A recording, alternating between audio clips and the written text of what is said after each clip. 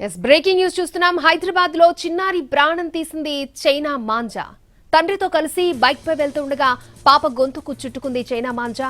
పాప అరవడంతో బైక్ ఆపిన తండ్రి వెంటనే ఆసుపత్రికి తరలించారు తండ్రి. అయితే అప్పటికే పాప చనిపోయినట్లుగా తెలుస్తోంది.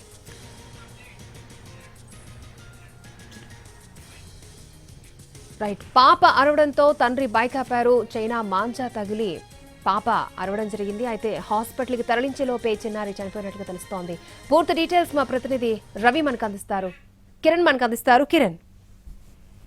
అక్షయ, కుక్కడపల్లిలో విషాద ఘటన. చైనా మాంజా మెడకు చుట్టుకొని బాలిక మృతి చెందిన విషాద ఘటన చోటు చేసుకుంది. ద్విచక్ర వాహనంపై ఫాదర్తో వెళ్తుండగా వివేకానంద నగర్ లో ఈ ఘటన చోటు చేసుకుంది. పాప ఒక్కసారిగా అరవడంతో ఆపి చూడగా గొంతుకు చైనా మాంజా చిక్కునుంది.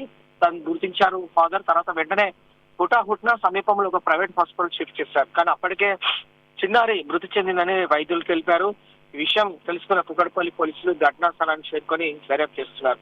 వాస్తవంగా ఫాదర్ తో వివేకానంద నగర్ అంటే కుక్కడపల్లి పోలీస్ పరిధిలో వివేకానంద నగర్ సమీపంలోకి రాగానే చిన్నారి మెడకు ఒకసారిగా చైనా మాంజా చుట్టుకుంది. అది గమనించకుండా ఫాదర్ కొంచెం ముందుకు వెళ్ళగానే పాప ఒక్కసారిగా అరవడంతో ఆపి చూడగా గొంతుకంతా కూడా చైనా మాంజా చిక్కుకుంది.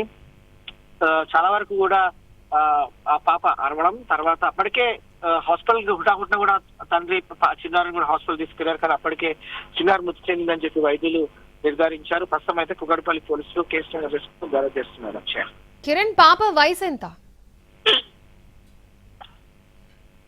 పాప మైనర్ బాలిక అక్షయ. ఎందుకంటే మైనర్ బాలికకు సంబంధించిన వివరాలు కూడా పోలీసులు వెల్లడించేందుకు వారు సుముఖత వ్యక్తం చేయడం లేదు. ఎందుకంటే మైనర్ బాలిక కాబట్టి వివరాలన్నీ కూడా గోప్యంగా ఉంచుతా ఉన్నారు పోలీసులు. Okay Kiran.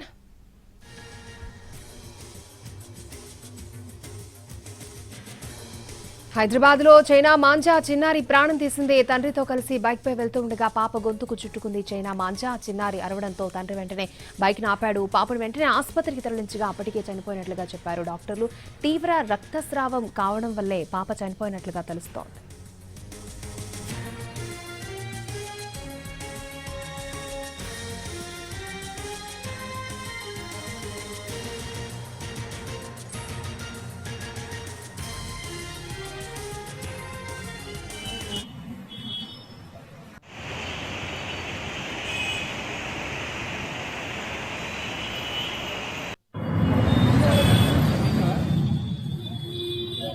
Dice, no te